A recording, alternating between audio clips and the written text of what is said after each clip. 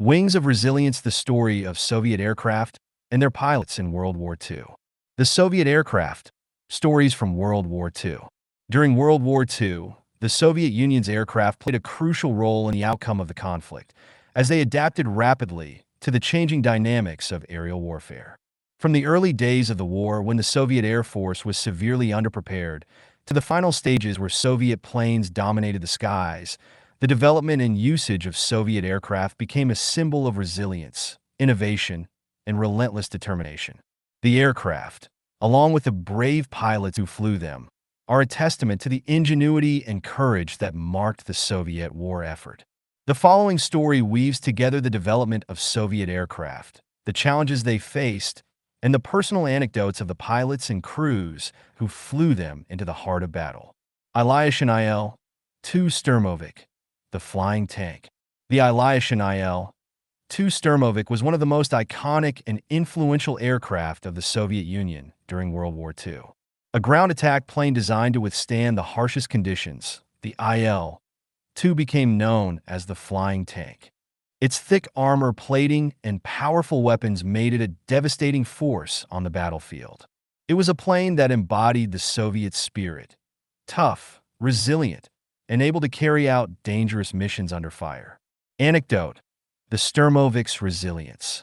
Pilot Ivan Pavlov recalls one of his most memorable missions during the Battle of Stalingrad. "We were flying low over the Volga, with the smell of smoke and burning wood filling the air. Suddenly, a German fighter swooped in from above.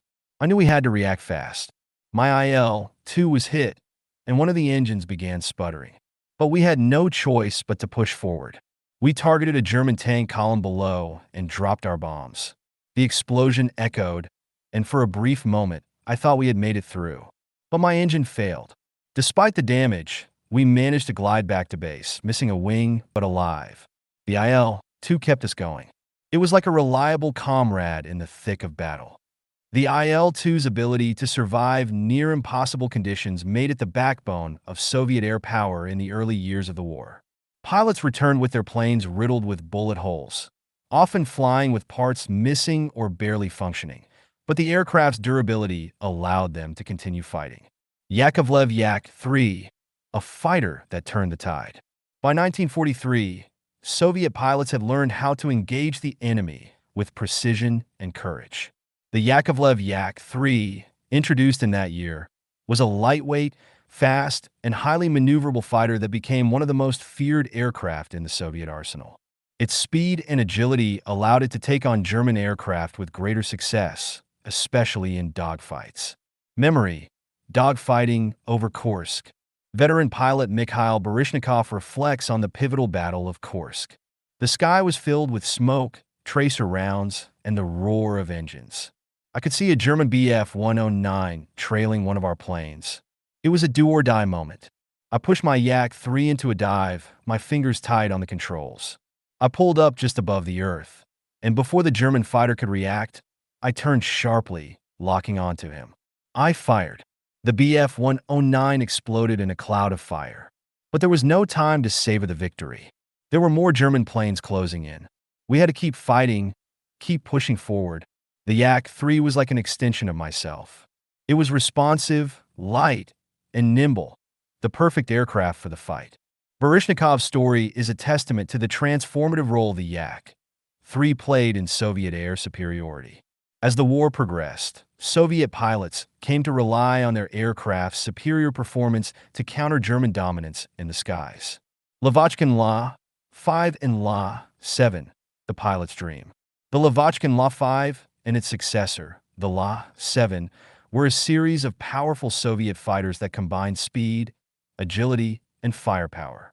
The La-5 was introduced in 1942, and by 1944, the La-7 became one of the most advanced fighters in the Soviet fleet. These planes were fast and nimble, designed for both air superiority and ground attack, making them a favorite among Soviet pilots. Anecdote: the La-7's performance. Vera Koroleva, one of the few female pilots of the time, recounts her experience with the La-7 during a mission in Poland in 1944. "That plane was everything. The La-7 was light, responsive, almost like it was alive. We flew through the clouds, my squadron and I, heading towards enemy positions. I saw the German fighters coming, but my La-7 was faster, more agile. I made a sharp turn, and before they knew what was happening, I'd locked on and fired. The enemy plane went down in a ball of fire. There was no time to rest. We had to keep pushing. But I remember that moment when I realized the La-7 was more than just a machine. It was my partner in the skies, keeping me safe as I took on the enemy. Koroleva's words highlight the trust and confidence that Soviet pilots had in their aircraft. The La-7 was no longer just a tool of war. It was an extension of the pilot, working in harmony to ensure victory. Tupolev Tu-2, the fast and deadly bomber. The Tupolev Tu-2 was one of the fastest Soviet bombers of the war, capable of striking deep into enemy territory. It was often used for bombing raids, reconnaissance, and even night fighting, and its speed and versatility made it a prized asset in the Soviet arsenal. Memory, night raids, and the Tu-2's stealth. Sergei Ivankov, a Tu-2 pilot, recalls a particularly dangerous mission during the siege of Sevastopol in 1942. We were flying over Sevastopol in the dead of night, tasked with bombing the German supply lines. The Tu-2 was fast, and we had to keep it that way. We dove low to avoid enemy radar, skimming the tops of the waves. The whole crew was tense, but focused. I remember looking at my navigator as we approached the target. We dropped our bombs, and the explosions lit up the sky like daylight. We pulled up and headed back to base, hearts racing, but proud. It was one of those missions that made you feel like you were part of something greater than yourself. The Tu-2's speed and precision made it one of the most effective bombers in the Soviet fleet, and Ivankov's recollection of the night raid reflects the daring spirit of the crews that flew them. Petlyakov P-2, the versatile workhorse. The Petlyakov P-2, nicknamed the Russian Mosquito, was a versatile aircraft used for bombing, reconnaissance, and even fighting enemy fighters.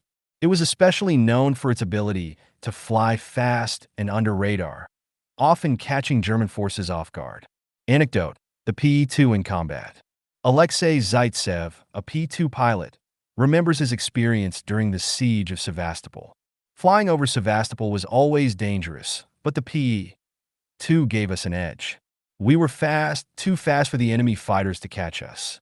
One night, as we approached the target, we came under heavy fire from the ground. I ordered my crew to dive, and we avoided the worst of it. We dropped our bombs and got out of there fast. The P-2 didn't just save us. It allowed us to strike at the heart of the enemy before they even knew what was happening. Zaitsev's story speaks to the effectiveness of the P-2 as both a bomber and a platform for evading enemy defenses. Conclusion: the legacy of Soviet aircraft in World War II.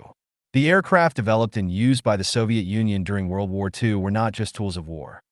They were the product of an intense, collaborative effort that involved engineers, designers, and pilots working under extreme conditions.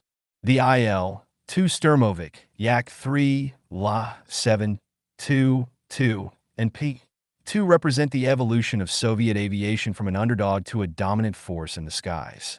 But perhaps the most enduring legacy of these aircraft is the stories of the men and women who flew them.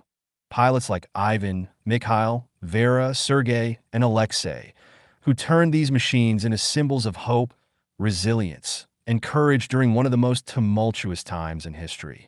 These aircraft, along with the courage of their pilots, helped shape the outcome of World War II, and their stories remain an integral part of the history of Soviet aviation. Polyspeaks for You incorporates voice control features that allow users to perform essential actions like opening, saving, and creating new documents, as well as interacting with font and document editing dialogues. This is particularly helpful for individuals with disabilities, enabling hands-free operation and more accessible content management. Below are some of the voice control functionalities designed for ease of use. 1. Voice-commanded document handling. Open document. Users can say commands like open document, followed by the file name or location, and Poly will open the document for them. Save document. Commands like save document as or save allow the user to save their work without needing to manually click on buttons. Poly can also handle saving with specific file names or locations as dictated. A new document. A simple voice command such as create new document or start new file will initiate a fresh document in the app. A closed document. Commands like close document or exit can be used to close the current document. 2. Font dialog voice controls. Font style. Users can control font settings by saying change font to Arial or set font at Times New Roman. This would change the selected text's font style. A font size. Commands like increase font size or decrease font size adjust the text size according to user preferences. A font color. Users can use commands such as set font color to red or change font to blue to personalize the text color. 3. Voice commanded document editing. A text formatting. Commands like bold text, italicized text, underline text, or strikeout text allow users to edit their document easily. For example, saying bold this text will apply bold formatting to the selected text. Alignment. Users can command alignment changes by saying align left, align center, or align right. A text insertion. A user can say insert text, and the software will insert the given text at the current cursor position. A text navigation. Commands such as go to the top, scroll down, or move to the next paragraph enable users to navigate the document without the need for a mouse or keyboard. 4. Voice-activated help and assistance. Help commands. Users can ask questions like, "What can I do?" or "Help me with saving" to receive guidance on specific tasks. Poly can offer step-by-step instructions based on voice queries. A undo/redo. Voice commands such as undo or redo let users correct mistakes or revert to previous actions in their document. 5. Advanced features for accessibility. Speech recognition training. For improved accuracy, Poly can guide users through the Windows speech recognition training process, adapting to their voice patterns and improving dictation accuracy. A text-to-speech for editing. Users can have text read aloud to them while editing, making it easier to spot errors and refine their documents. These voice-controlled features make Poly Speaks for You an accessible tool for individuals with disabilities, particularly those with visual impairments, mobility issues, or other conditions that limit their ability to use traditional input devices. The hands-free operation helps users maintain independence and improve their document management and editing experience. If you've enjoyed this video, don't forget to hit the like, share, and subscribe buttons to stay updated with more content. The creator of Poly Speaks for You has always been driven by a passion for giving a voice to those who need it most.